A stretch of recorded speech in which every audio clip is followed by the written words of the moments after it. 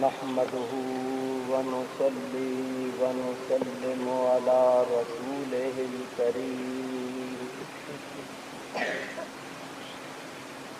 وعلى آله وصحبه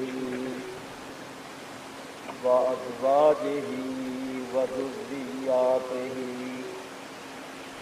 وأولياء أمته وعلماء ملته أجمعين.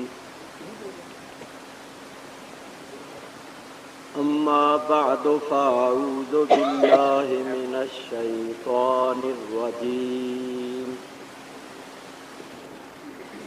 بسم الله الرحمن الرحيم.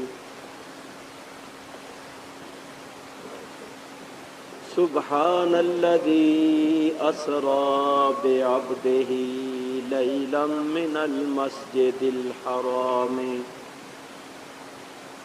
إلى المسجد الأقصى الذي باركنا حوله لنريه من آياتنا إنه هو السميع البصير. سبحان اللہ. صدق اللہ العلی العظیم. درود شریف پڑھیے. اللہم صلی علی سیدنا و مولانا محمد وعلی آلہ وعلی الصلاۃ والسلام علیک یا رسول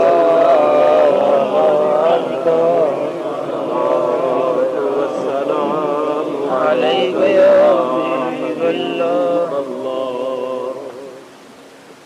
الصلاۃ والسلام علیک یا رحمۃ للعالمین وعلی آلک واصحابک یا شفیع المذنبین. حمد و صلاۃ کے بعد آپ نے مخدوم و محترم علامۃ العصر فقیہ امت استاد العلماء عالم باعمل حضرت علامہ مولانا مفتی محمد حسین صاحب قادری مدد اللہم العالی مفتی اعظم سندھ کی ایمان افروز محبت بھری تقریر سماعت فرمائی ہے. میں آپ حضرات کے سامنے اپنے شکستہ الفاظ میں چند باتیں عرض کرنا چاہتا ہوں، کیونکہ اگر ذکر معراج کا کوئی گوشہ بھی بیان کیا جائے تو اس کے لیے بہت زیادہ وقت درکار ہے، اور 1:15 بج رہا ہے. یہ وقت تقریر کرنے کا نہیں ہے، یہ وقت تو زیادہ سے زیادہ جلسے کے ختم ہونے کا ہے. بہر صورت میں آپ حضرات کے سامنے کچھ عرض کرنے کی جرات کرتا ہوں. وما توفیقی الا باللہ العلی العظیم. آیہ کریمہ جو تلاوت کی ہے اس کا ترجمہ اور چند تفسیری فوائد محترم مفتی صاحب قبلہ نے آپ کے سامنے بیان فرمائے. میں ایک بات کرنا چاہتا ہوں، وہ یہ ہے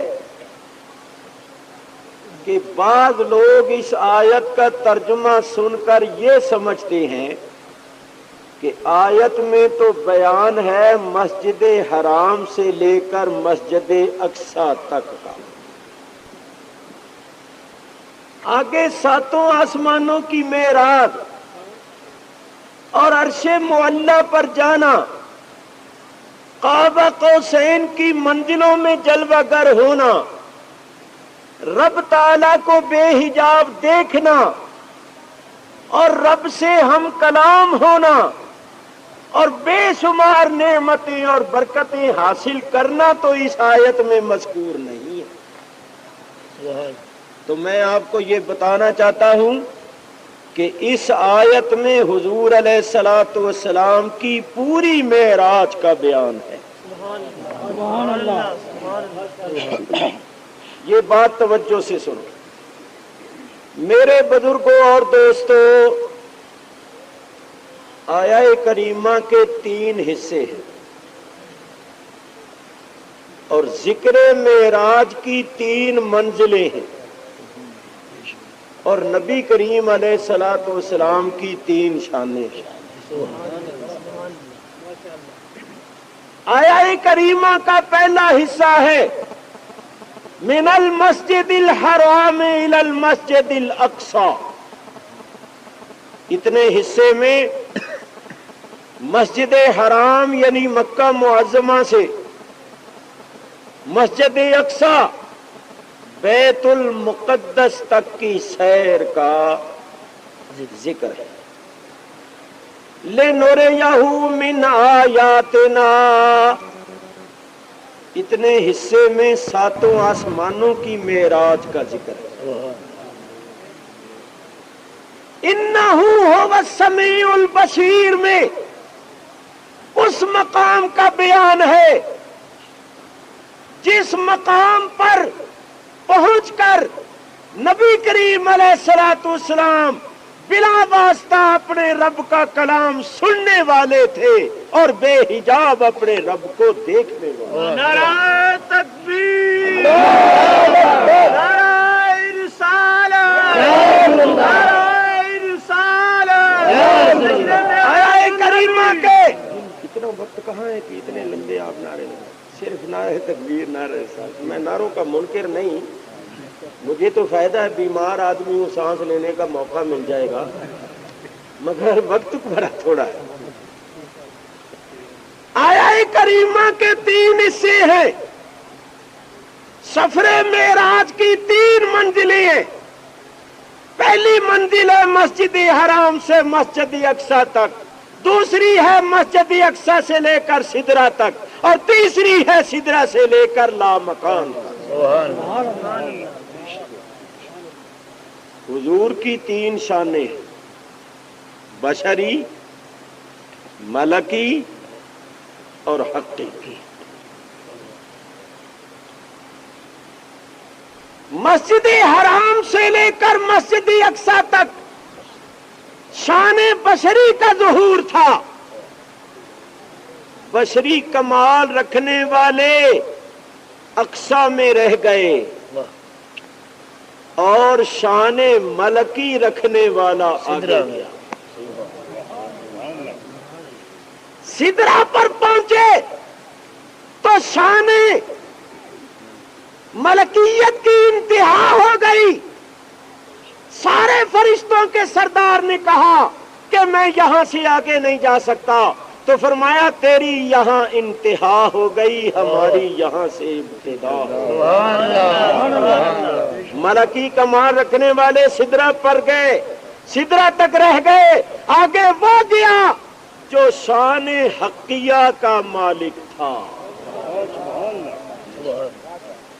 تو لوگ حیران ہوتے ہیں کہ سرکار نے سدرہ پر جبریل سے کہا کہ تیری یہاں انتہا، میری یہاں سے ابتدا، تو لوگ کہتے ہیں ابتدا سدرہ سے ہوئی یا مسجد حرام سے ہوئی؟ یہ کیسی بات ہے؟ تو سنو، سرکار نے جو فرمایا تیری یہاں انتہا، تو مطلب یہ کہ تیری شان ملکیت کی یہاں انتہا ہو گئی اور ہماری شان حقیہ کی یہاں سے ابتدا ہو رہی۔ آپ کہیں گے کہ یہ بات تو قرآن کے خلاف ہے، हुजूर अलैहिस्सलाम ने फरमाया ला अक़ूलु लकुम इंदी खज़ाइनुल्लाह वला अअलमुल गैबा वला अक़ूलु लकुम इन्नी मलक।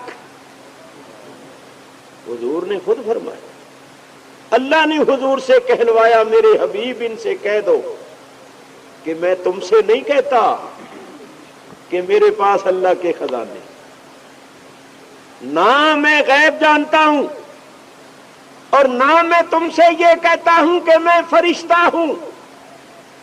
बात मैंने ये करनी है कि आप कहेंगे कि हुजूर ने तो फरमाया मैं फरिश्ता नहीं हूं, तो फिर हुजूर में शान मलकी कैसे आ गई? जबकि हुजूर फरिश्ते नहीं है तो फरिश्ते की शान कैसे आ गई? यहां भी एक बात अर्ज करो, लोग ये आयत पेश करते हैं कुल ला अक़ूलु लकुम, मेरे हबीब आप फरमा दीजिए किन से? जरा तफसीरें उठा के देखें। लिहाउलाइल मुशरिकीन, इन मुशरिकों से फरमा दीजिए, इन बुतों के पुजारियों से फरमा दीजिए, इन काफिरों से फरमा दीजिए कि मैं तुमसे नहीं कहता कि मेरे पास अल्लाह के खजाने हैं, इसलिए कि तुम चोर हो, चोरों को खजाने नहीं बताए जाते। ये बात मैं तुमसे नहीं कहता क्योंकि तुमसे कहने की नहीं, सिद्दीक़ अकबर से कहने की है। ये बात तुमसे कहने की नहीं, मौला अली से कहने की है। तुम चोर हो और चोरों को खजानों की खबर नहीं दी जाती। और मैं तुमसे नहीं कहता कि मैं गैब जानता, क्योंकि गैब असरार है, राज है, तो राज की बातें बताने के वास्ते तुम अहल नहीं हो। ये बात तुमसे कहने की नहीं, ये सिद्दीक़ अकबर से कहने की है, फारूक आजम से कहने की है। चुनाचे फारूक आजम खुद फरमाती हैं कि सरकार ने हमें मखलूकात की इब्तिदा से लेकर दुखूले जन्नत और नार तक की सारी खबरें बयान की। और मैं तुमसे नहीं कहता कि मैं फरिश्ता, क्योंकि ये बात तुम क्या समझोगे, फरिश्ते तो मेरे गुलाम हैं, फरिश्तों से तो मेरे गुलाम अफजल हैं, आम फरिश्तों से तो मेरे गुलाम अफजल हैं। मैं तुमसे ये नहीं कहता कि मैं फरिश्ता हूं। अरे फरिश्ते तो आकर मेरे कदमों को बोसा देते हैं, फरिश्तों का सरदार आकर मेरे कदमों को बोसा देता है, और जिस सवारी पर मैं सवार होता हूं उसकी रिकाब पकड़ता है। लेकिन पढ़े लिखे हजरात जरा तवज्जो फरमाएं, हुजूर अलैहिस्सलाम ने फरमाया मैं फरिश्ता नहीं हूं, ठीक है, हम भी कहते हैं हुजूर फरिश्ते नहीं हैं, फरिश्ते तो हुजूर के गुलाम हैं, फरिश्तों से तो हुजूर के गुलाम अफजल हैं। लेकिन देखो शान मलकी हुजूर की जात में थी, जैसा कि बोलो आप हजरात इंसान हैं या नहीं? बोलो इंसान है, और आप में हैवानियत भी है। तो उस हैवानियत के होने की वजह से आपको हैवान तो नहीं ना कह सकते, अगरचे इंसान को हैवान नातिक कहती हैं, मगर वैसे कोई आपसे कहे कि ओए हैवान, तो आप कहेंगे तूने मेरी तौहीन की। मेरे बुजुर्गों और दोस्तों, हमारे अंदर इंसानियत भी है, हमारे अंदर मलकियत भी है, हमारे अंदर हैवानियत भी है, हमारे अंदर रहम की सिफत भी है, गजब की सिफत भी है। यह सारी सिफतें हमारे अंदर मौजूद हैं। مگر دیکھو جب ہم عبادت کر رہے ہوتے ہیں، نماز پڑھ رہے ہوتے ہیں، قرآن شریف کی تلاوت کر رہے ہوتے ہیں، درود شریف پڑھ رہے ہوتے ہیں، اللہ سے لو لگا کے بیٹھے ہوتے ہیں، اس وقت ہمارے اوپر شان ملکیت کا غلبہ ہوتا ہے۔ حیوانیت اس وقت بھی ہمارے اندر ہوتی ہے مگر وہ مغلوب ہوتی ہے، اور شان ملکیت کا غلبہ ہوتا ہے۔ ایسا وقت بھی آتا ہے کہ ہمارے اوپر حیوانیت کا غلبہ ہوتا ہے، اس وقت بھی شان ملکیت ہمارے اندر ہوتی ہے مگر وہ مغلوب ہوتی ہے اور حیوانیت غالب ہوتی ہے۔ جب ہم بچے سے پیار کرتے ہیں، کسی پر شفقت کرتے ہیں، مہربانی کرتے ہیں، اس وقت ہمارے اندر غضب کی صفت بھی ہوتی ہے مگر وہ مغلوب ہوتی ہے، اور رحم کی صفت غالب ہوتی ہے۔ اور جب ہم کسی سے لڑتی ہیں، غضبناک ہوتی ہیں، غصے میں ہوتی ہیں، ناراض ہوتی ہیں، اس وقت رحم کی صفت بھی ہمارے اندر ہوتی ہے مگر وہ مغلوب ہوتی ہے اور غضب کی صفت غالب ہوتی ہے۔ جب میرا تمہارا یہ حال ہے، یہ سمجھانے کے لیے عرض کیا ہے، اب سنو میرے بزرگوں اور دوستوں، نبی کریم علیہ الصلوۃ والسلام جب کھاتے پیتے تھے، جب سوتے جاگتے تھے، بیوی بچوں کے ساتھ ہوتے تھے، اس وقت شان بشری کا ظہور ہوتا تھا، اور جب فرشتوں سے معاملہ ہوتا تھا، وہی لیتے تھے، تو پھر شان ملکی کا ظہور ہوتا، اور اس کی دو صورتیں ہوتی تھی۔ ادھر توجہ کرو، کبھی تو ایسا ہوتا تھا کہ جبریل امین صورت بشری میں آتے تھے، جبریل امین وہی لے کر صورت بشری میں آتے تھے، اس وقت حضور علیہ الصلوۃ والسلام بھی شان بشری میں جلوہ گر رہتے تھے۔ اس وقت کیا ہوتا تھا کہ ادھر دھیان کرو میری طرف، کہ جبریل امین اپنی شان ملکی سے انخلاف فرما کر شان بشری میں جلوہ گر ہوتے تھے اور وہی لے کر آتے تھے۔ سمجھے آپ کہ جبریل امین اپنی شان ملکی سے نکل کر انخلاف فرما کر شان بشری میں جلوہ گر ہوتے تھے اور وہی لے کر آتے تھے۔ اس وقت حضور علیہ الصلوۃ والسلام بھی شان بشری میں ہی جلوہ گر رہتے، یہاں تک کہ جبریل امین کو صحابہ کرام بھی دیکھتے اور وہ یہ سمجھتے کہ کوئی انسان آیا تھا اور وہ چلا گیا، تو جانے کے بعد حضور فرماتے تھے کہ یہ جبریل۔ اور کبھی ایسا ہوتا تھا کہ جبریل امین اپنی اصلی صورت میں یعنی شان ملکی میں وہی لے کر آتے تھے، تو اس وقت حضور اپنی شان بشری سے انخلاف فرما کر شان ملکی میں جلوہ گر ہوتے تھے اور جبریل امین سے وہی لیتے تھے۔ تو جب فرشتوں سے معاملات ہوتے تھے شان ملکی کا ظہور ہوتا تھا، اور جب رب سے راز و نیاز اور جب رب سے خلوت کے لمحات ہوتے تھے تو اس وقت شان حقیہ کا ظہور ہوتا۔ چنانچہ حضور خود فرماتے ہیں لی ما اللہ وقت لا یسعنی فیہ ملک مقرب ولا نبی مرسل۔ لی ما اللہ، حضور فرماتے ہیں اللہ کے ساتھ میرا ایک ایسا وقت بھی ہوتا ہے کہ میں ہوتا ہوں اور میرا رب ہوتا ہے، اس وقت میں کوئی نبی، کوئی مرسل، کوئی فرشتہ درمیان میں حائل نہیں ہوتا، میں ہوتا ہوں اور میرا رب ہوتا۔ سبحان اللہ، سبحان اللہ۔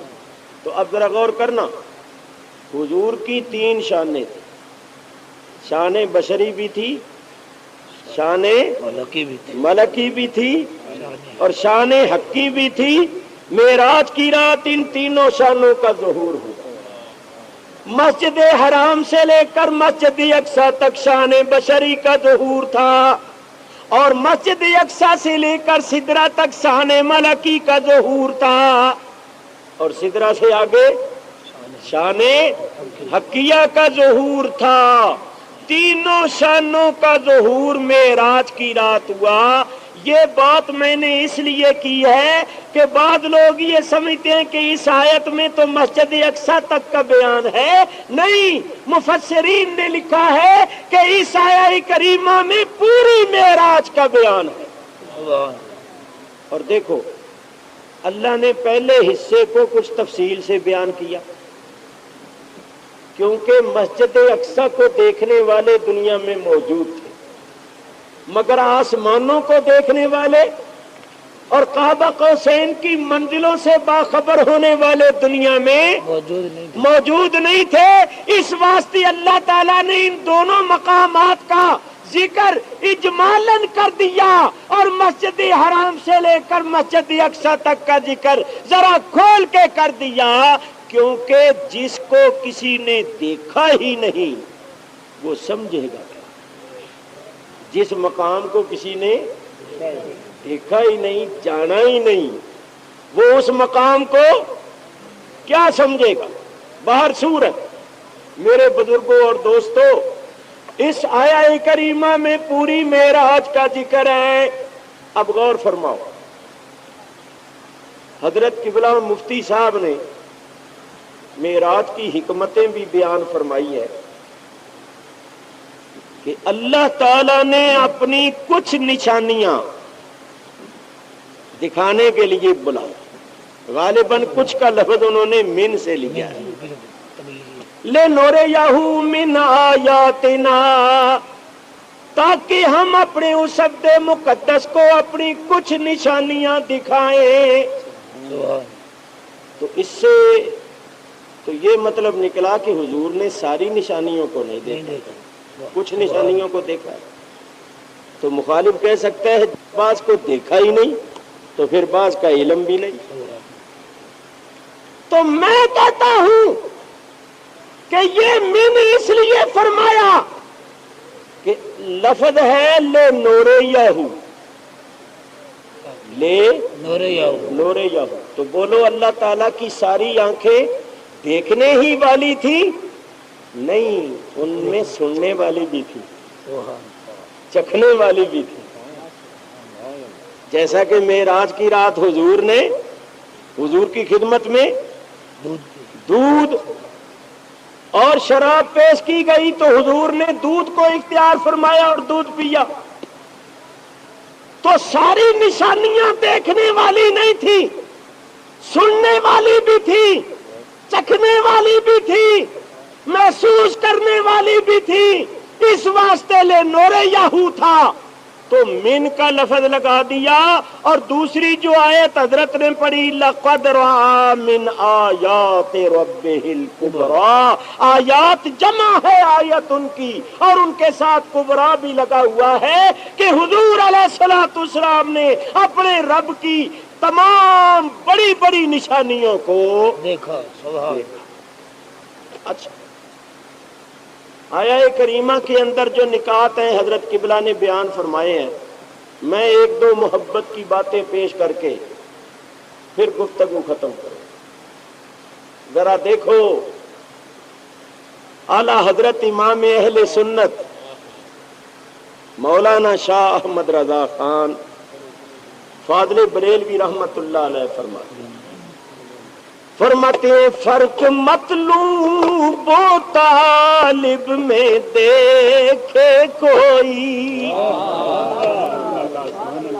اور قصہ طور و معراج سمجھے کوئی۔ کوئی بے ہوش جلووں میں گم ہے کوئی، اور کس کو دیکھا یہ موسیٰ سے پوچھے کوئی، آنکھ والوں کی ہمت پہ لاکھوں سلام، مصطفیٰ جان رحمت پہ لاکھوں سلام، شمع بز میں ہدایت پہ لاکھوں سلام۔ میرے بزرگوں اور دوستوں، حضرت موسیٰ علیہ السلام گھر سے نکلتی ہیں، پیدل سفر کر کے طور پر پہنچتے ہیں، وہاں جا کر دستے سوال دراز کرتے ہیں، رب ارنی انظر الیک، اے میرے رب مجھے اپنا دیدار دکھا میں تجھے دیکھوں۔ جواب ملتا ہے لن ترانی، اے موسیٰ تو نہیں دیکھ سکتا۔ ذرا غور کرو، رب نے یہ نہیں فرمایا میں دکھاتا نہیں، یہ نہیں فرمایا مجھے کوئی بھی نہیں دیکھ سکتا، یہ نہیں فرمایا کہ میں دیکھا ہی نہیں جا سکتا، بلکہ فرمایا تو نہیں دیکھ سکتا، تو نہیں دیکھ سکتا۔ اس سے ایک بات تو یہ ثابت ہوئی کہ خدا تعالی کا دیکھنا ممکن ہے، اگر ناممکن ہوتا تو جلیل القدر پیغمبر سوال ہی نہ کرتا۔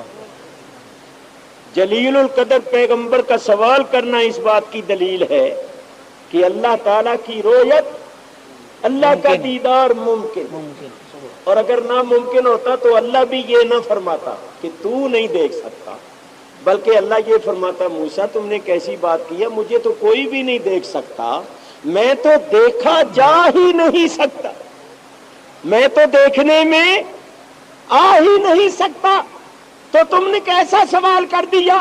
نہیں، اللہ تعالیٰ ارشاد فرماتا ہے لن ترانی، اے موسیٰ تو نہیں دیکھ سکتا، تو نہیں دیکھ سکتا۔ اس کیوں فرمایا تو نہیں دیکھ سکتا؟ یہ صوفیانہ بات ہے، ذرا توجہ فرمائیے۔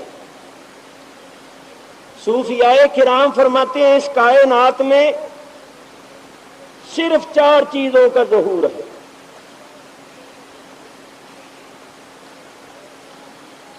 اسماء باری تعالی، افعال باری تعالی، صفات باری تعالی اور ذات باری تعالی۔ یہ جتنے پہاڑ، سمندر، زمینیں، چاند، سورج، ستارے اور دنیا کی چیزیں ہیں، یہ اللہ تعالیٰ کے افعال کی مظاہر۔ یفعل اللہ ما یشاء، جو چاہتا ہے کرتا ہے، فعال لما یرید، جو چاہتا ہے تو وہ فعال بھی ہے۔ یہ چیزیں اس کے فعال ہونے کی مظاہر ہیں، اور یہ جتنے مومنین اور کفار وغیرہ ہیں، مومنین صالحین بھی اور کفار وغیرہ، یہ سب اللہ تعالیٰ کے اسماء کے مظاہر ہیں۔ جتنے مومنین ہیں، ہدایت یافتہ ہیں، وہ اللہ تعالیٰ کے اسم ہادی کے مظاہر ہیں۔ جو گمراہ ہیں، بے دین ہیں، وہ اللہ تعالیٰ کے اسم مضل کے مظاہر ہیں۔ اس کی میں زیادہ وضاحت نہیں کرتا، کہیں کوئی مضل ہی نہ ہو جائے، یا مضل ہو جائے گا یا مضل ہو جائے گا۔ یہ یوں کہو، چھوڑو ان کو، گمراہوں کو. جتنے مومنین صالحین اولیاء اللہ ہیں یہ سب اللہ تعالیٰ کے اسماء مبارکہ کے مظاہر ہیں. اور جتنے نبی ہیں آدم علیہ السلام سے لے کر عیسیٰ علیہ السلام تک یہ سب اللہ کی صفات کے مظاہر ہیں. اور حضور علیہ الصلوۃ والسلام اللہ کی ذات کے مظاہر. جب آپ نے یہ سن لیا تو اب میں عرض کرتا ہوں، میں اجمالی طور پر عرض کر رہا ہوں، پہلے ہی میں خیال کر رہا ہوں، وقت نہیں ہے اور یہ ذکر تفصیل کو چاہتا ہے. میرے بزرگوں اور دوستوں، حضرت موسیٰ علیہ السلام مظہر تھے صفت کے اور سوال کر بیٹھے ذات کے دیکھنے کو.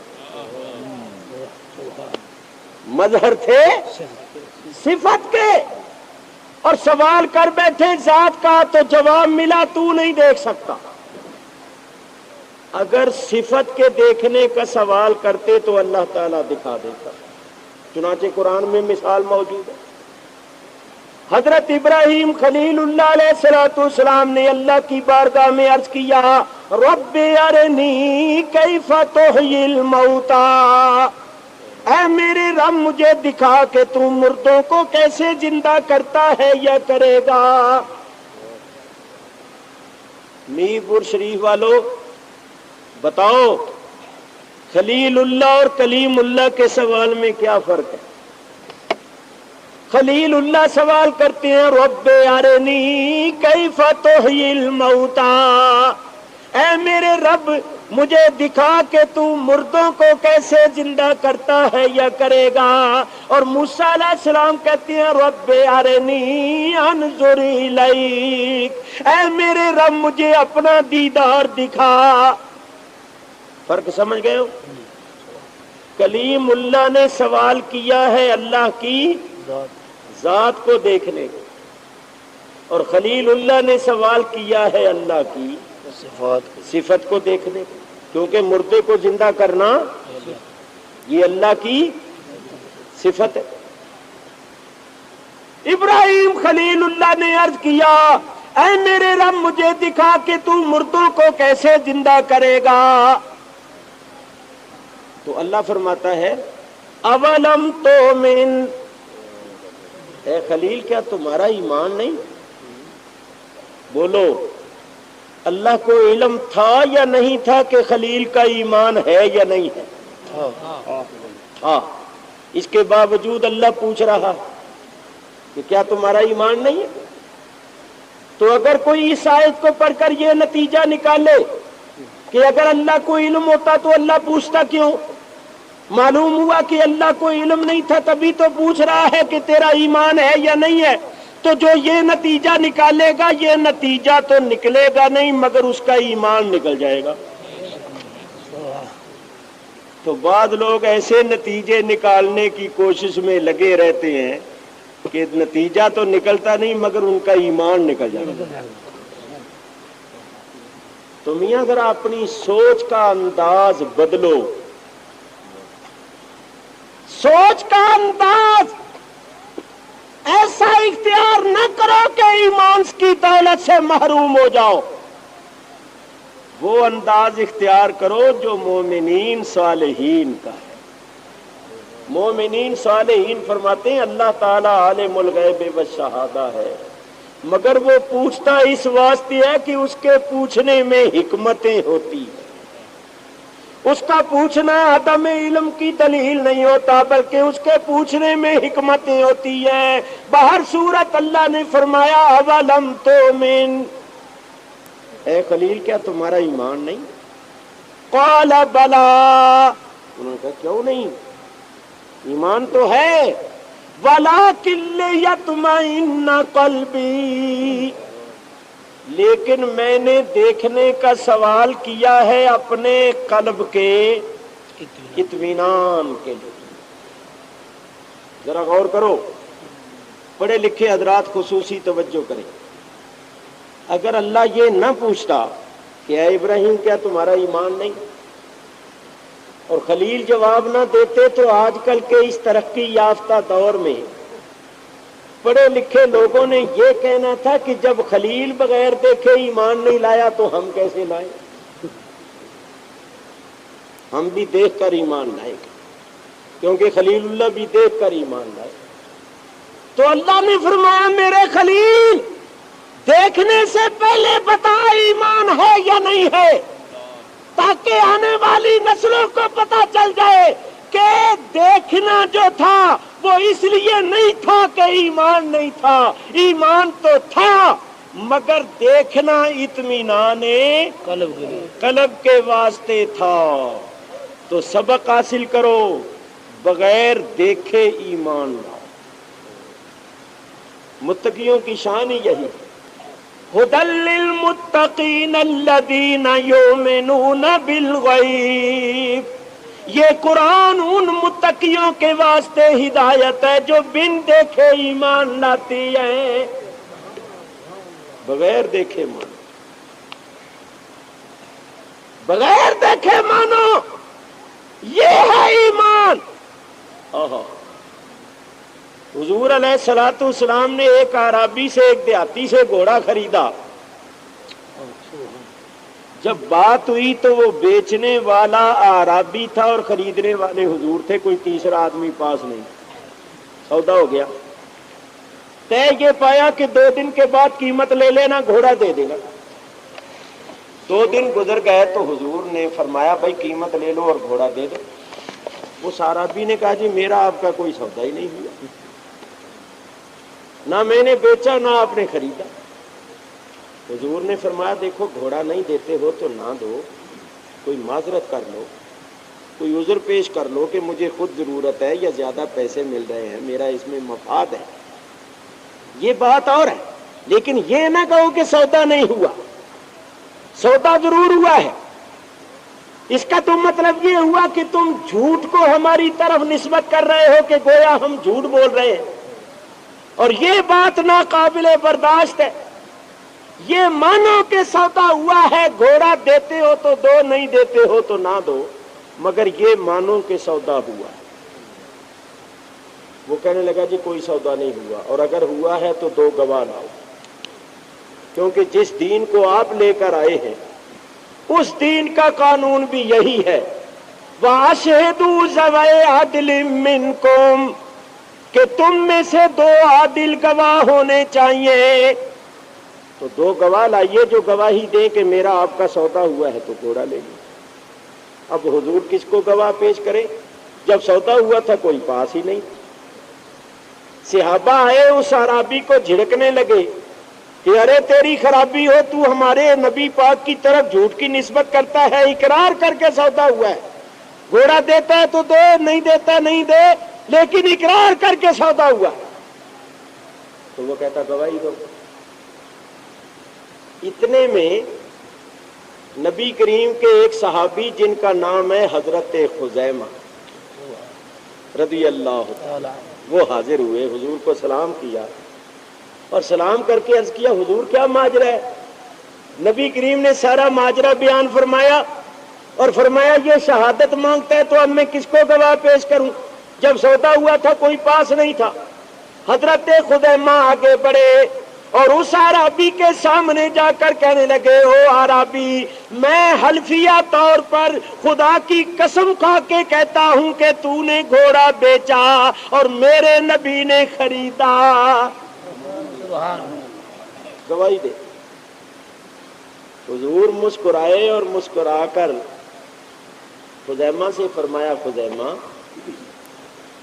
جب سودا ہوا تھا تو پاس نہیں تھا، تو نے سودا ہوتے ہوئے نہیں دیکھا، بات ہوتے ہوئے نہیں سنی، تم نے گواہی کیسے دے دی؟ تو سنو ایمان ایسا ہونا چاہیے۔ حضرت خزیمہ نے عرض کیا یا رسول اللہ بے شک جب سودا ہوا میں پاس نہیں تھا، میں نے سودا ہوتے ہوئے نہیں دیکھا، میں نے بات ہوتے ہوئے نہیں سنی، مگر حضور میں نے گواہی دی ہے آپ کی زبان سے سن کر، اس لیے کہ میں نے خدا کو بھی نہیں دیکھا، آپ کی زبان سے ہی سن کر گواہی دیتا۔ میں نے پہلے نبیوں کو نہیں دیکھا۔ اللہ اکبر۔ हुजूर मैंने खुदा को नहीं देखा, मैंने पहले नबियों को नहीं देखा, मैंने पहली किताबों को नहीं देखा, मैंने फरिश्तों को नहीं देखा, मैंने अज़ाब कब्र और सवाब कब्र को नहीं देखा, मैंने क़यामत को नहीं देखा, मैंने जन्नत और दोज़ख को नहीं देखा।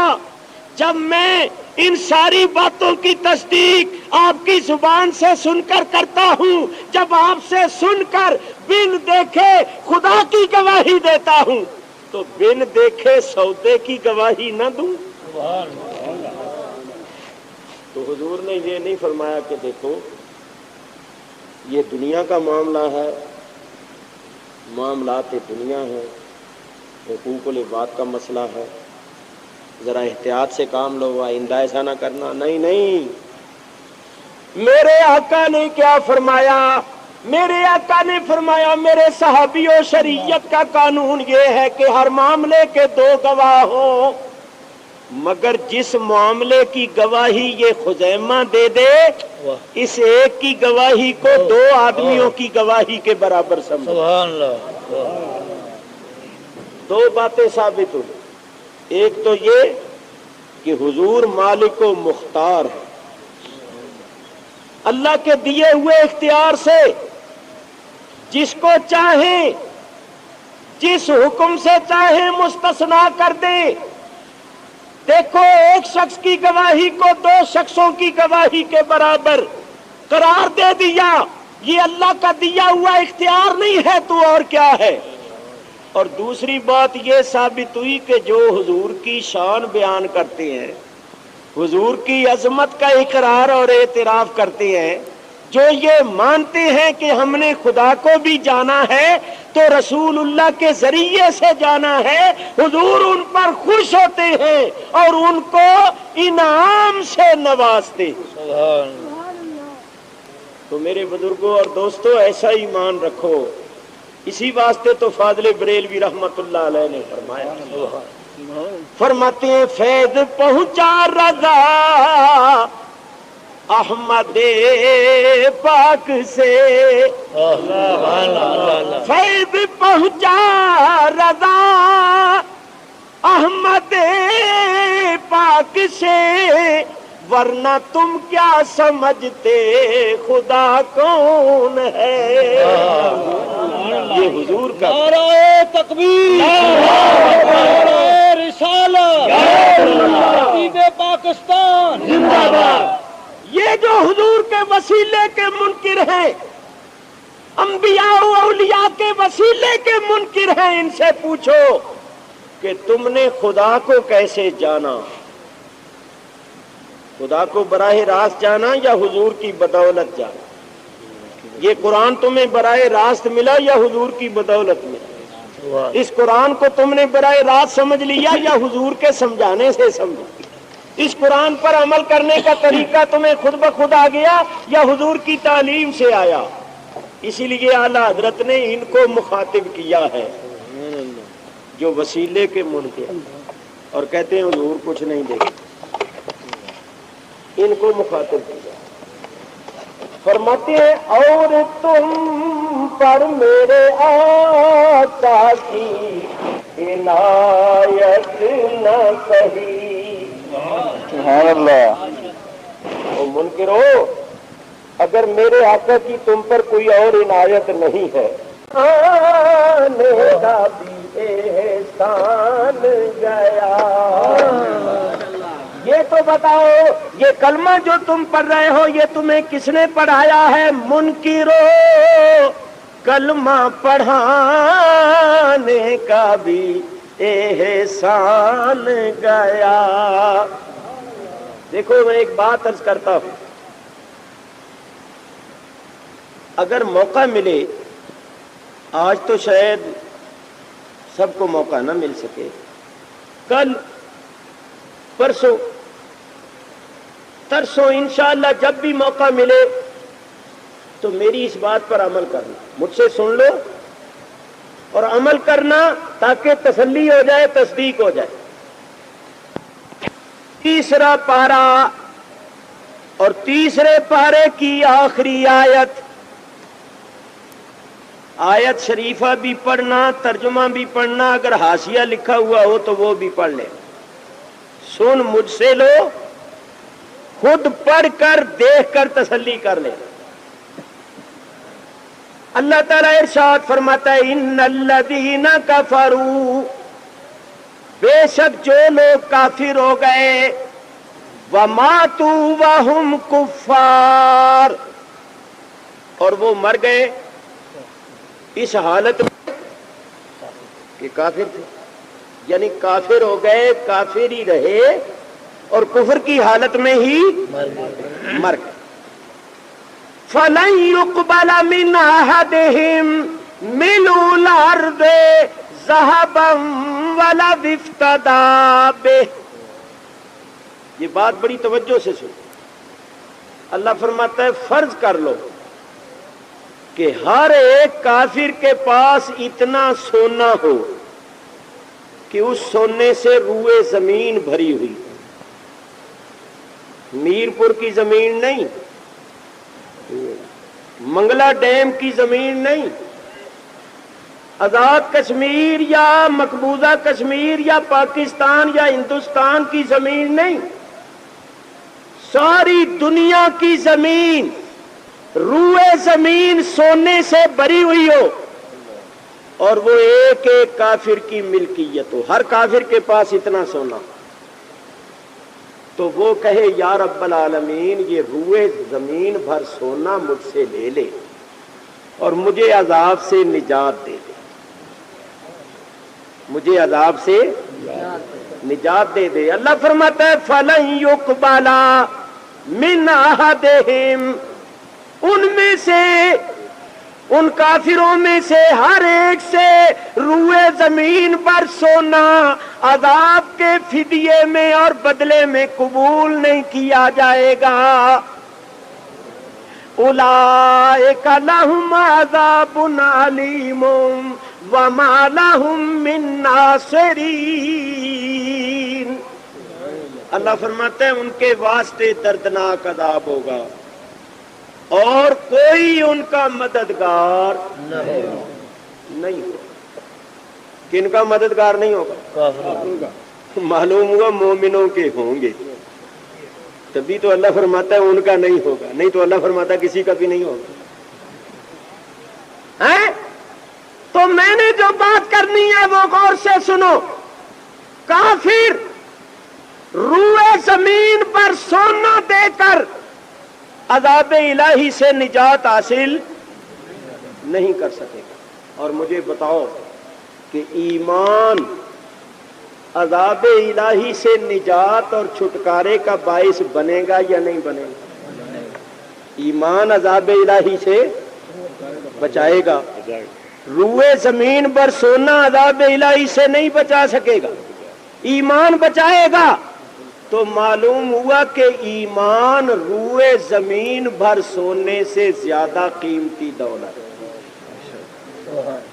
ایمان روئے زمین پر سونے سے زیادہ قیمتی دولت ہے. اور اب میرپور شریف والوں اتنا بتا دو کہ یہ ایمان جو روئے زمین بھر سونے سے زیادہ قیمتی دولت ہے، یہ ایمان ہمیں کہاں سے ملا؟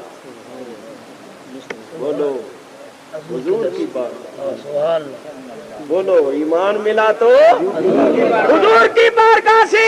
ارے جن کی بارگاہ سے وہ دولت ملی کہ روئے زمین پر سونا اس کا بدلہ نہیں ہو سکتا، اب بھی تم کہتے پھرتے ہو وہ کچھ نہیں دے سکتے. معلوم ہوتا ہے تمہیں ایمان ملا ہی نہیں، تم نے ایمان کی قدر جانی ہی نہیں ہے، نہیں تو تم ایسی بات نہ کرتے. ارے جن کو ایمان ملا، جن کو ایمان کی قدر معلوم ہے، وہ کیا کہتے ہیں؟ وہ کہتے ہیں فیض پہنچا رضا احمد پاک سے، فیض پہنچا رضا احمد پاک سے، ورنہ تم کیا سمجھتے خدا کون ہے؟ اور یہ جو بے قدرے ہیں جن کو ایمان کی قدر معلوم نہیں، او بے قدرو، ایمان کی قدر پوچھنی ہے تو اللہ تعالی سے پوچھو، ایمان کی قدر پوچھنی ہے تو رسول اللہ سے پوچھو، جنہوں نے مکے کی گلیوں میں پتھر کھائے، جو طائف کے میدان میں لہو لہان ہوئے، جنہوں نے ہجرت کی، احد کے میدان میں دندان مبارک شہید کروایا۔ ایمان کی قدر صدیق اکبر سے پوچھو، فاروق اعظم سے پوچھو، عثمان غنی سے پوچھو، علی شیر خدا سے پوچھو۔ میں کہتا ہوں ایمان کی قدر پوچھنی ہو تو بلال حبشی سے، اور اگر ایمان کی قدر پوچھنی ہو تو فاطمہ کے لال امام حسین سے۔ نعرہ تکبیر، نعرہ رسالت۔ اچھا اب ایک بات بتاؤ، جس کے پاس کوئی 80-90 تولے سونا ہو اور آگے بڑھ، 2-4 سیر نہ سچ کلو، 2-4 8-10 کلو سونا ہو تو وہ اس کی کتنی حفاظت کرتا ہے؟ کتنی مضبوط اور کتنی موٹی پیٹی خریدے گا، بڑی موٹی چادر کی بنی ہوئی پیٹی خریدے گا اور اس کو بڑے بڑے تالے لگائے گا، اور اگر 1000 روپیہ مہینہ دے کر کسی محافظ کو رائفل دے کر کھڑا کرنا پڑے گا تو کرے گا۔ بینکوں میں تھوڑے سے پیسے ہوتے ہیں تو وہاں خان صاحب کھڑے ہوتے ہیں کہ نہیں بندوق لے کے؟ ارے 8-10 کلو کہاں اور روئے زمین بھر سونا کہاں؟ تو جو دولت روئے زمین بھر سونے سے زیادہ قیمتی ہے اس دولت کی کتنی حفاظت کرنی ہے؟ اور تم کیا سمجھتے ہو یہ سونے چاندی کے چور پھرتے ہیں تو ایمان کے چور نہیں پھرتے؟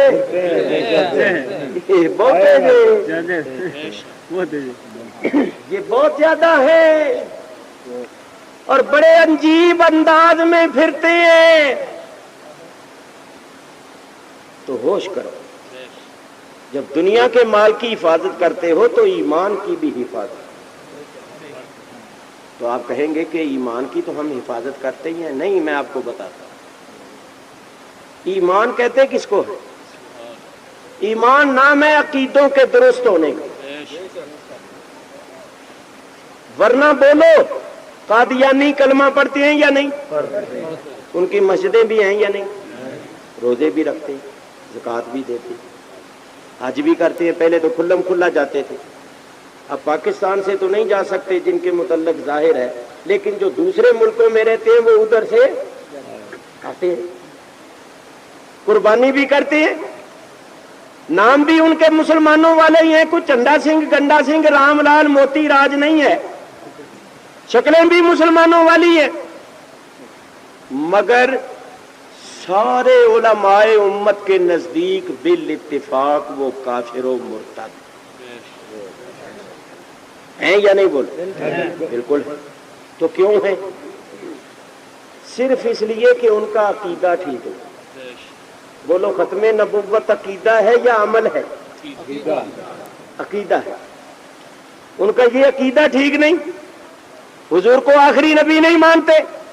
جب ان کا عقیدہ ٹھیک نہیں تو نہ آپ نے ان کے کلمے کو دیکھا، نہ نماز کو دیکھا، نہ روزوں کو دیکھا، نہ قربانی کو دیکھا، نہ مسلمانوں والے ناموں کو، نہ مسلمانوں والے کاموں کو دیکھا، آپ نے کہہ دیا کافر و مرتد ہے، تو ثابت ہو گیا ایمان نام ہے عقائد کے درست ہونے کا۔ مومن وہ ہے جس کے عقیدے درست ہیں۔ تو میرے کہنے کا مطلب یہ ہے کہ اپنے عقیدوں کو درست رکھو، ان کی حفاظت فرماؤ۔ تم کہتے ہو ہمارا ایمان کوئی نہیں چھین سکتا، میں کہتا ہوں اگر تم کسی کی تقریر میں چلے جاؤ اور اس نے کہہ دیا حضور کو علم نہیں، اس نے کہہ دیا حضور نور نہیں، اس نے کہہ دیا حضور کو اختیار نہیں، اس نے کہہ دیا حضور کسی کو نفع و نقصان نہیں پہنچا سکتے، اس نے کہہ دیا حضور وسیلہ نہیں ہے، اس نے کہہ دیا حضور کے روضے پر جانا نیت کر کے جائز نہیں ہے، اور تم نے اس کو سچا سمجھ لیا، ایمان ختم ہو گیا۔ جب ایمان ختم ہو گیا تو ایمان کی دولت آپ سے چھن گئی۔ تو اپنے عقیدے درست رکھو، اپنے ایمان کی حفاظت کرو۔ یہ جو ایمان کے ڈاکو پھرتی ہیں ان سے بچو اور اپنے ایمانوں کی حفاظت کرو، کیونکہ ایمان روئے زمین بر سونے سے زیادہ قیمتی ہے۔ اچھا ایک بات اور بتاؤ، یہ بتاؤ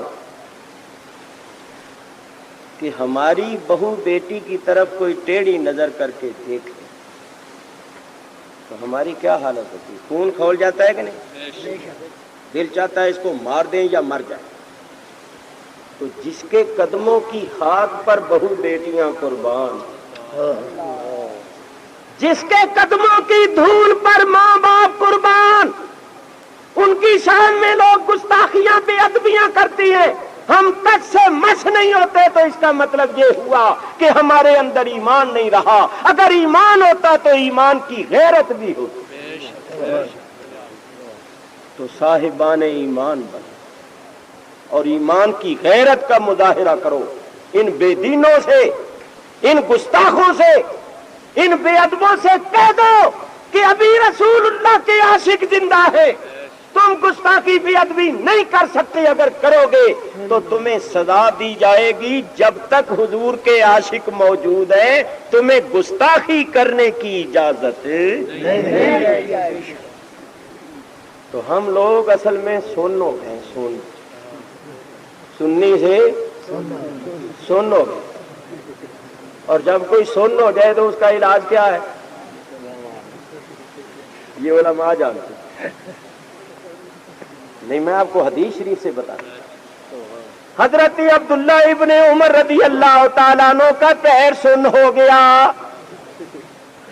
پیر سن ہو گیا، وہ ٹھیک ہی نہ ہوئے۔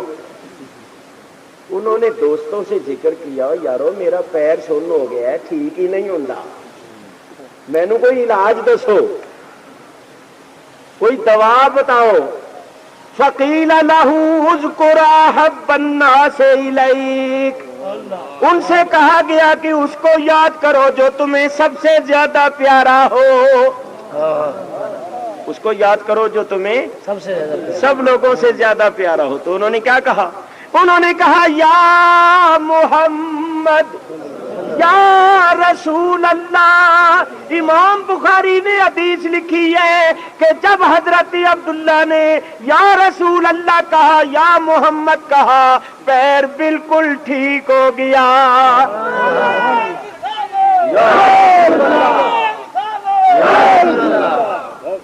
معلوم ہوا جس وقت کوئی قوم سن ہو جائے تو ان کو جگانے اور بیدار کرنے کے واسطے یا رسول اللہ کا نام۔ سنیو، تم بھی سن ہوتے جا رہے ہو تو یا رسول اللہ کے نعرے لگایا کرو۔ دیکھو بعض بے وقوف کہتے ہیں کہ یہ یا رسول اللہ کا نعرہ شرک۔ ارے شرک کیسے؟ یہ تو شرک کی جڑوں کو کھوکھلا کرتا ہے۔ دیکھو یا رسول اللہ کے معنی کیا ہے؟ اے اللہ کے رسول۔ تو ہم تو نعرے مار مار کے بلند آواز سے پکار پکار کے کہتے پھرتے ہیں کہ ہم حضور کو اللہ نہیں مانتے، اللہ کا رسول مانتے ہیں۔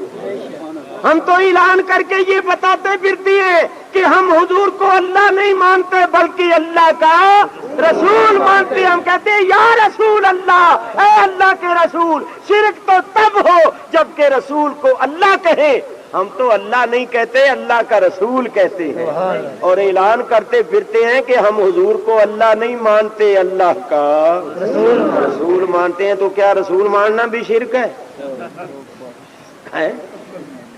اللہ اکبر۔ خیر، میرے بزرگوں اور دوستوں، ابراہیم علیہ السلام نے سوال کیا کہ یا اللہ مجھے دکھا کہ تو مردوں کو کیسے زندہ کرے۔ تو اللہ نے یہ نہیں فرمایا لن ترانی، تو نہیں دیکھ سکتا۔ کیوں؟ ابراہیم علیہ السلام مظہر تھے صفت کے، انہوں نے صفت کے دیکھنے کا سوال کیا تو اللہ نے صفت کا جلوہ دکھا دیا۔ موسیٰ علیہ السلام بھی مظہر تھے صفت کے مگر سوال کر بیٹھے۔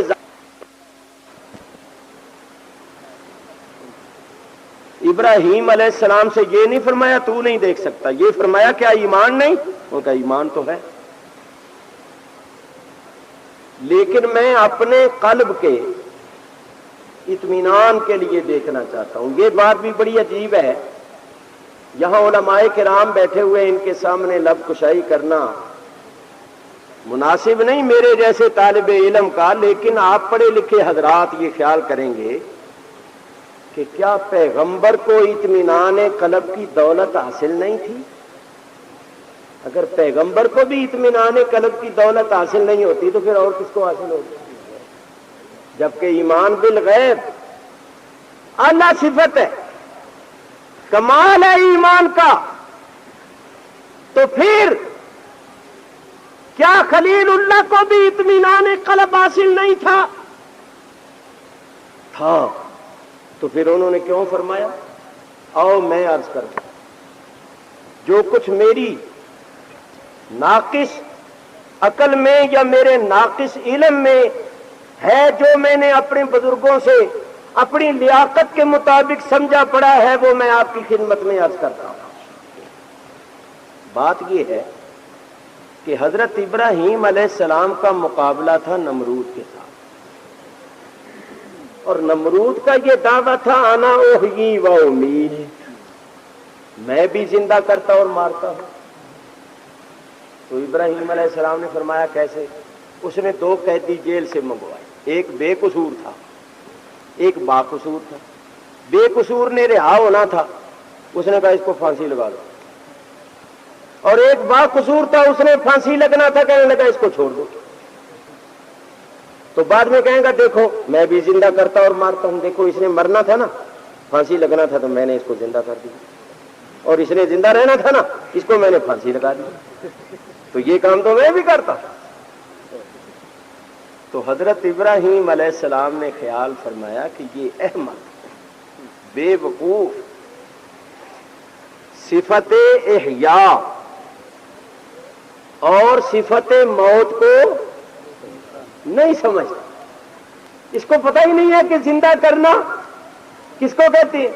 کسی زندے آدمی کو زندہ چھوڑ دینا یہ زندہ کرنا تو نہیں ہے نا، زندہ کرنا تو یہ ہے کہ بے جان کے اندر اپنی قدرت سے جان ڈالے، عدم سے وجود میں لائے، اور یہ زندہ آدمی کو چھوڑ کے کہتا ہے دیکھو میں نے اس کو زندہ کر دیا، اور مارنے کی صفت کو بھی نہیں سمجھا، کیونکہ اگر کوئی گولی مار دیتا ہے، گلے میں پھانسی ڈال دیتا ہے تو یہ تو سبب ہے، اصل میں جان نکالنا جو ہے وہ تو اللہ کی شان ہے، وہ تو اللہ کی صفت۔ تو آپ نے سمجھا یہ بیوقوف آدمی ہے، یہ زندہ کرنے اور مارنے کے معنوں کو سمجھتا نہیں، خام خواہ اس کے ساتھ الجھیں گے تو وقت ضائع ہوگا۔ آپ نے ذرا نزول فرما کر بالکل واضح سی بات فرمائی، فرمایا فَإِنَّ اللَّهَ يَأْتِي بِالشَّمْسِ مِنَ الْمَشْرِقِ فَأْتِ بِهَا مِنَ الْمَغْرِبِ، میرا اللہ وہ ہے جو روز مشرق سے سورج کو نکالتا ہے، اگر تو بھی خدا ہے، تیرے پاس بھی کوئی قدرت و طاقت ہے تو تو مغرب سے سورج کو نکال دے۔ فَبُہِتَ الَّذِي كَفَرَ، اس کے جواب میں وہ مبہوت ہے، کچھ سوچتا نہیں تھا کہ کیا جواب، لا جواب ہو۔ لیکن جو پہلی بات اس نے کہی تھی انا احیی وہ امید کہ میں بھی زندہ کرتا اور مارتا ہوں، اور لوگ یہ سمجھتے تھے کہ یہ نمرود بھی زندہ کرتا اور مارتا ہے، اور زندہ کرنا یہ ہے کہ زندے آدمی کو چھوڑ دیا جائے۔ اب مطلب سمجھ، ابراہیم خلیل اللہ کا مطلب یہ ہے کہ اے اللہ تو مردوں کو زندہ کر کے دکھا تاکہ میں لوگوں کو بتاؤں کہ زندہ کرنا اس کو کہتے ہیں۔ جس طرح نمرود زندہ کرتا ہے وہ زندہ کرنا نہیں ہے۔ جب تیری صفت کا ظہور ہوگا لوگ دیکھیں گے، ان کا خیال نمرود کی طرف سے ہٹ کر تیری طرف ہوگا، وہ تجھے سچا قادر و قدیر مولا سمجھیں گے، تو یہ دیکھ کر میرے قلب کو اطمینان ہو۔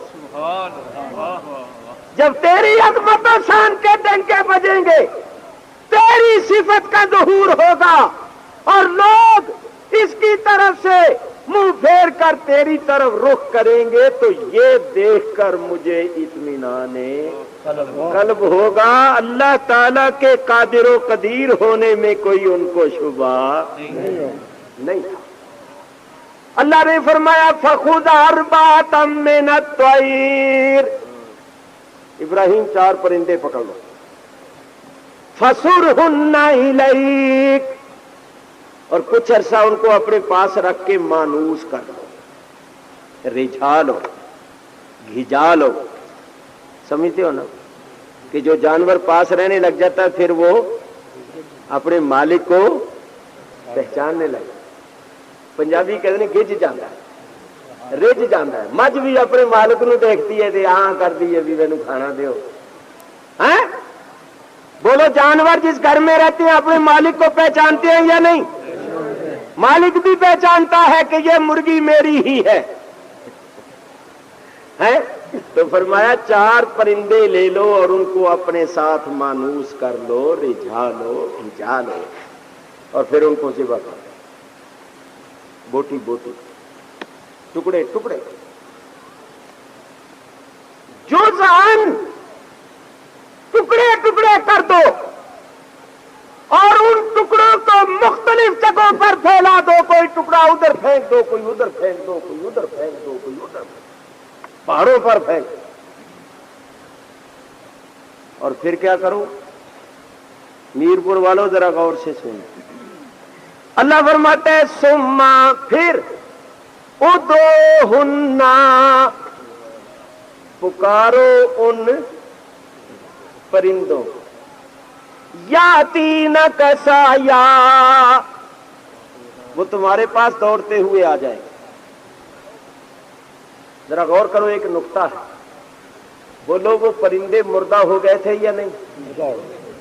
اگر مردہ نہ مانا جائے تو پھر یہ تحقق کیسے ہوگا؟ کیف تحیی الموتى، ماننا پڑے گا کہ وہ موتا ہو گئے تھے۔ تو اللہ فرماتا ہے ان مردہ پرندوں کو پکارو، ادعو، یہ دعا یدعو سے ہے جس کا مصدر ہے دعا اور دعوت، یعنی پکارنا۔ تو اللہ فرماتا ہے ان مردہ پرندوں کو پکارو۔ اگر مردوں کو مطلقاً پکارنا شرک ہوتا تو اللہ کبھی اس کا حکم نہ دیتا اور خلیل اللہ کبھی اس پر عمل نہ کرتا۔ تو اللہ کا حکم دینا کہ ان مردہ پرندوں کو پکارو، ارے خلیل اللہ نے تو اللہ کے حکم سے مردہ پرندوں کو پکارا، شرک نہیں ہوا۔ اور ہم تو زندہ نبی کو پکارتے ہیں، تم شرک کرتے ہو۔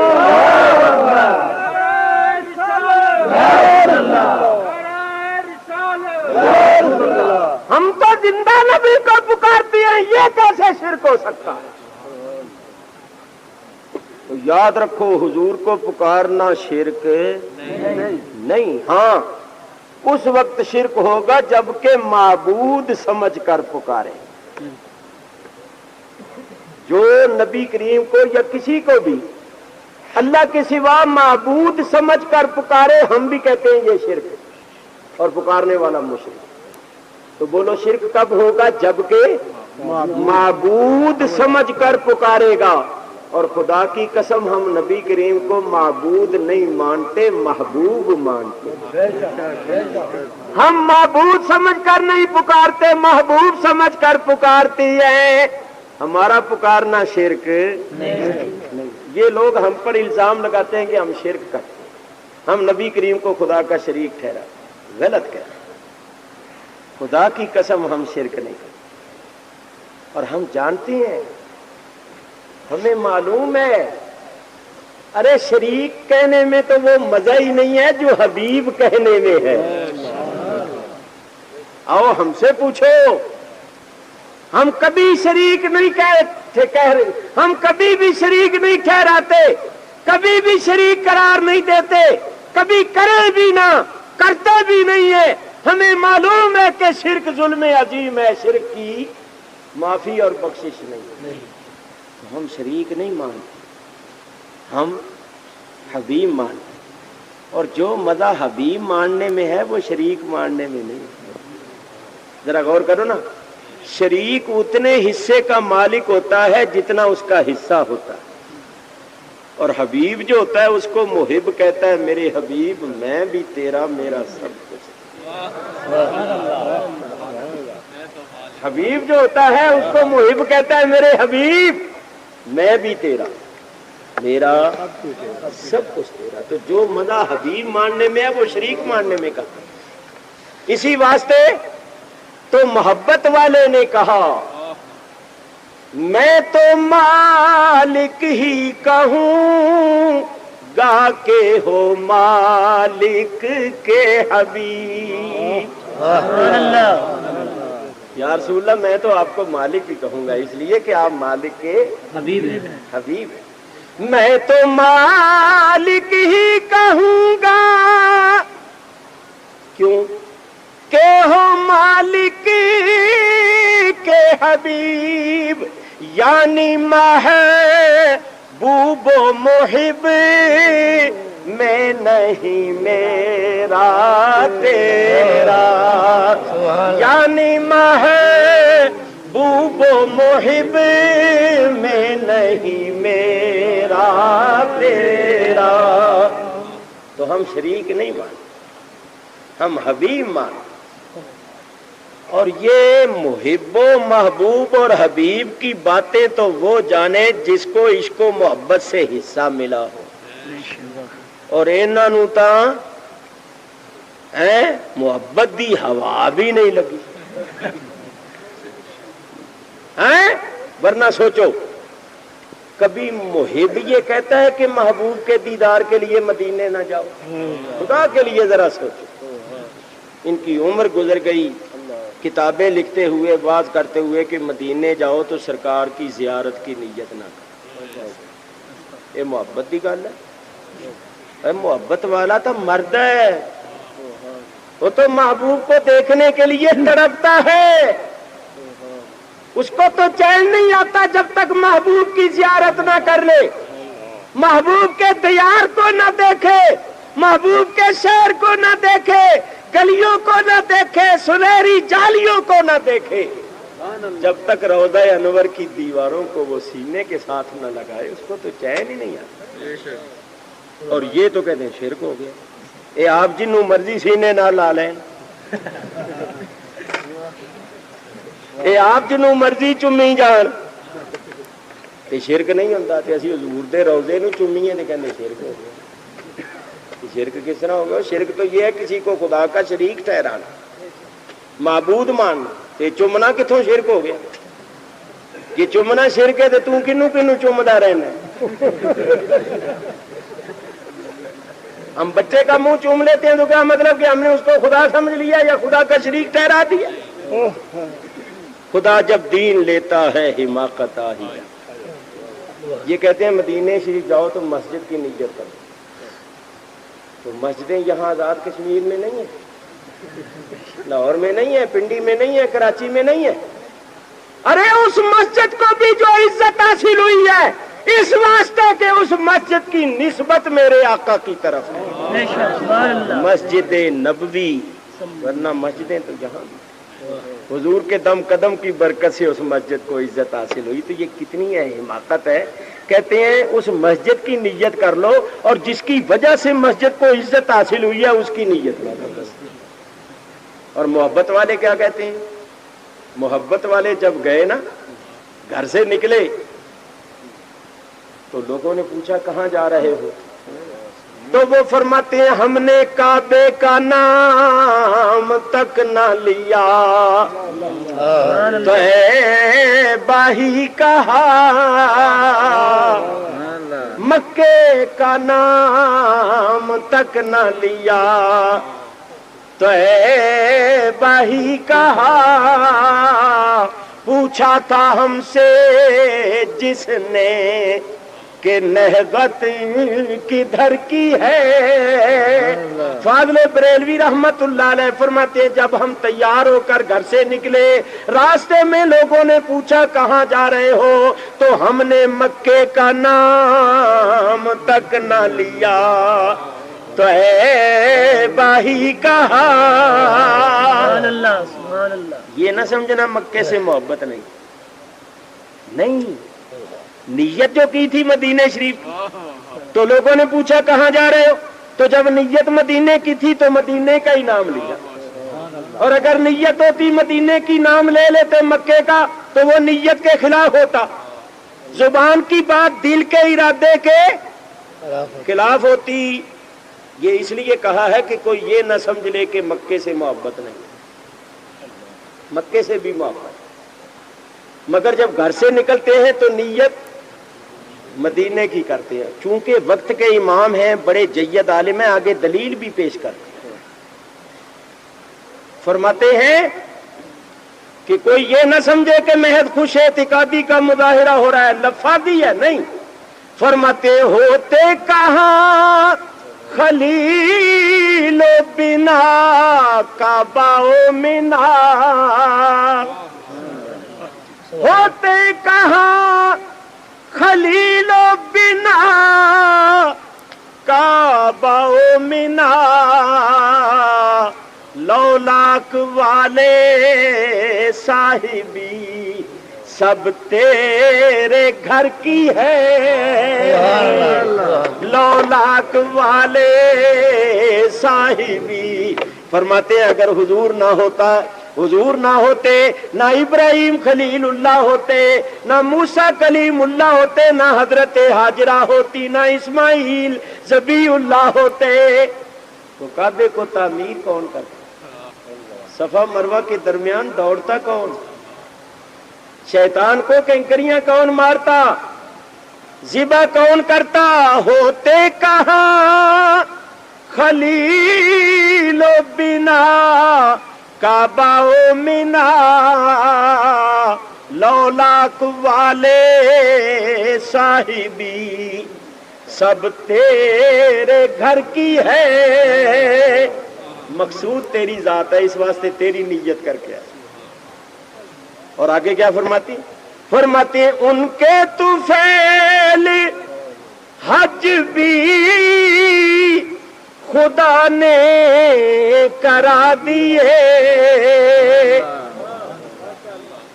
حج ہوا ہے تو ان کے طفیل، یہ نہیں کہ زیارت حج کے طفیل میں ہوئی، حج حضور کی طفیل میں. ان کے طفیل حج بھی خدا نے کرا دیا، ورنہ اصل مراد حاضری اس پاک در کی ہے، اصل مراد حاضری اس پاک در کی ہے. یہ ہے محبت والوں کی. ارے میاں یہ تو کہتے ہیں نا مدینے شریف نہ جاؤ، جالیوں کو نہ چومو، در و دیوار کو نہ چومو، اور محبت والوں کا تو یہ حال ہے کہ اس کتے کے پاؤں بھی چومتے ہیں جو محبوب کی گلیوں میں پھرتا ہے. فاضل بریلوی رحمت اللہ علیہ مدینے شریف گئے، ایک کتا گزرا، پیار کی نگاہوں سے دیکھتے، جب چلا گیا نا کتا تو ایک شیر کا. فرماتے پارائے دل بھی نہ نکلا تجھ سے تحفے میں رضا. اے رضا، یہ نبی کریم کی گلی کا کتا تیرے پاس سے گزرا تھا، تو نے کیا ہدیہ پیش کیا؟ تجھے چاہیے تھا اپنا دل نکال کے اس کے آگے رکھ. پارائے دل بھی نہ نکلا تجھ سے تحفے میں رضا، ان سگانے کو سے اتنی جان پیاری واہ واہ. بڑے تعجب کی بات ہے کہ تو نے اپنی جان کو محبوب کی گلی کے کتے سے زیادہ پیارا ہے. پارائے دل بھی نہ نکلا تجھ سے تحفے میں رضا، ان سگانے کو سے اتنی جان پیاری واہ واہ. تو میرے دوستوں میں عرض یہ کر رہا تھا کہ حضرت ابراہیم علیہ السلام نے مردہ پرندوں کو پکارا. سنو، ابراہیم علیہ السلام نے کیا سوال کیا؟ ارے نہیں، مجھے دکھا کیف تحیی الموت، تو مردوں کو کیسے زندہ کرتا؟ اور اللہ فرماتا ہے ابراہیم تو پکار، جب تو پکارے گا وہ دوڑتے ہوئے آ جائیں گے. ایک کہندے نے تو دس بھی کیویں زندہ کرنا ہے، وہ کہندا ہے تو پکار. سمجھے ہو؟ ان کا سوال یہ ہے ارے نہیں مجھے دکھا کیف تحیی الموت، تو کیسے زندہ کرتا ہے؟ تو چاہیے یہ تھا کہ اللہ فرماتا لا اب تو ایک طرف کھڑا ہو کے دیکھتا رہے میں کیسے زندہ کرتا. نہیں، اللہ فرماتا ہے تو پکار، تو اپنی زبان سے نکال ان پرندوں کو بلاؤ، تیرے پاس دوڑتے ہوئے آ جائے. کیا مطلب؟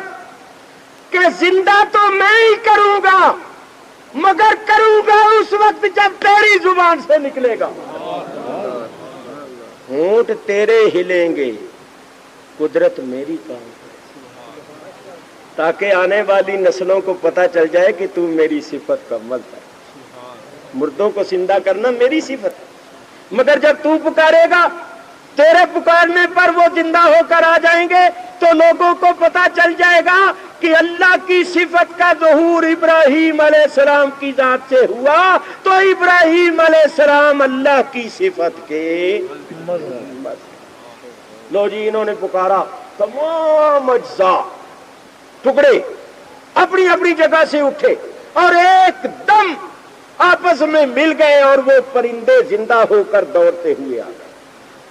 اللہ نے فرمایا ابراہیم اسی طرح چاہے کوئی مر جائے اور اس کے اجزاء متفرق ہو جائیں، مچھلیاں کھا جائیں، درندے کھا جائیں، زمین کے اندر تحلیل ہو جائے، مگر جائیں گے کدھر؟ رہیں گے تو صحیح نا. قیامت کے دن ہم بھی اسی طرح پکاریں گے تو تمام اجزاء اپنی اپنی جگہ سے اٹھیں گے اور جس کا جز ہوگا وہ اس سے جا کر مل جائے گا. تو جس طرح تمہارے پکارنے سے پرندے زندہ ہو کے تمہارے سامنے آ گئے، جب ہم پکاریں گے تو یہ سب قبروں سے نکل کر ہماری بارگاہ میں آ جائیں. تو دیکھو، جس نے صفت کا سوال کیا تھا اللہ نے صفت کا جلوہ دکھا دیا. موسیٰ علیہ السلام بھی مظہر تھے صفت، سوال کر بیٹھے ذات کا. فرمایا لن ترانی، تو نہیں دیکھ سکتا، کیونکہ تو مظہر صفت، اور سوال کر بیٹھا ہے ذات کا. تو اے موسیٰ، میری ذات کو وہی دیکھ سکتا ہے جو ذات کا مظہر، اور میری ذات کا مظہر محمد عربی صلی اللہ علیہ وسلم ہے. لہذا میری ذات کو دیکھنا یہ تیرا کام نہیں، یہ مظہر ذات مصطفیٰ کا کام.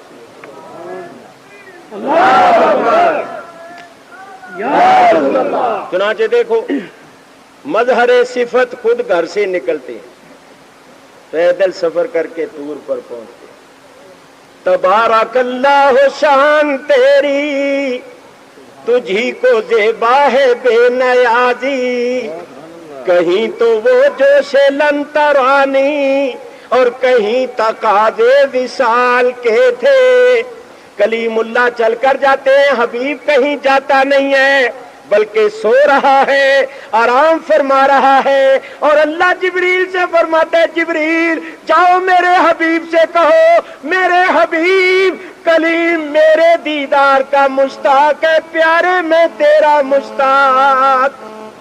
نعرہ تکبیر، نعرہ رسالت، نعرہ رسالت، سیدی مرشدی یا نبی، سیدی مرشدی یا نبی. جو ہے نا عشق مصطفیٰ، جو ہے نا عشق مصطفیٰ.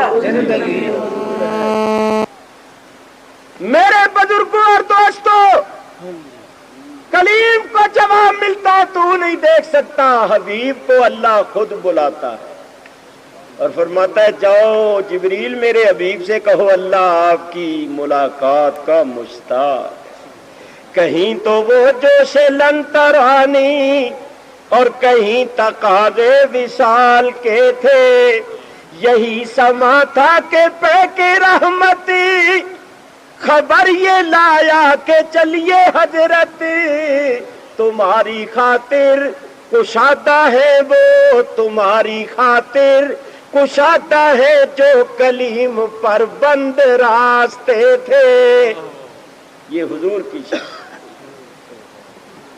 میرے دوستو، بارہا آپ نے سنا ہوا ہے اللہ نے پہاڑ پر ایک تجلی نازل فرمائی، پہاڑ ٹکڑے ٹکڑے ہو گیا اور موسیٰ علیہ السلام از خود رفتہ ہو بے ہوش ہو کر گر گئے۔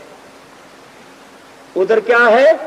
تجلی، وہ بھی صفاتی، ادھر تجلی نہیں ہے، صفت نہیں ہے، عین ذات ہے اور کوئی مسکرا کے دیکھتا۔ اسی واسطے تو فرماتے ہیں کس کو دیکھا یہ موسیٰ سے پوچھے کوئی، میں اور آپ نہیں سمجھتے، اس سے پوچھو جس نے صفاتی تجلی دیکھی کہ خدا تعالیٰ کا دیدار کوئی معمولی بات نہیں ہے، وہ تو صفاتی تجلی کتاب نہ لا سکے۔ بولو شعر پڑھوں یا نہ پڑھوں؟ سوچ کے بتاؤ، پڑھوں؟ تو پھر ایسا ہے کہ حضرت سائیں صاحب قبلہ نے مجھے یہ حکم دیا ہے کہ میں آپ سے اپیل کروں کہ آپ اس مدرسے کی امداد کریں۔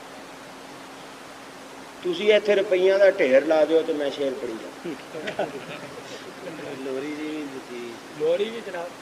سارا کچھ کر کے فرمائشاں پوریاں کروانیاں جی تے میری بھی ہو، حالانکہ میں اپنے لیے نہیں، تمہارا ہی مدرسہ ہے، پیسے اکٹھے کر کے تمہیں ہی دے جانا۔ تو حضرت صاحب کا حکم ہے، اور مدرسے میں زکوٰۃ بھی لگ سکتی ہے، مولویوں میں سارے طریقے ہوں زکوٰۃ بھی کیوں حضرت لگ جاتی ہے، آنا آتا ہے نا طریقہ ہے، انہوں طریقہ آنا ہے۔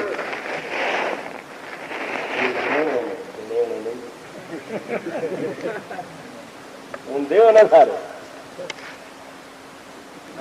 مجھے یہ بھی معلوم ہے کہ ایسے جلسوں میں غریب لوگ زیادہ آتے ہیں، 3 بجے تک بیٹھے تو غریب لوگ جن کو حضور کی محبت ہے، یہ نہیں میں کہتا کہ امیروں کو نہیں ہوگی، یہ تھوڑے امیروں کو نہیں ہوئے گی۔ تو باہر صورت جتنے بھی ہیں، امیر ہو چاہے غریب ہو، جس کو جتنی اللہ نے توفیق دی ہے وہ مدرسے کی امداد ہے۔ یہ ہمارے محترم پرانے ہمارے دوست انہوں نے 5 روپے سے ابتدا کی ہے، میں نام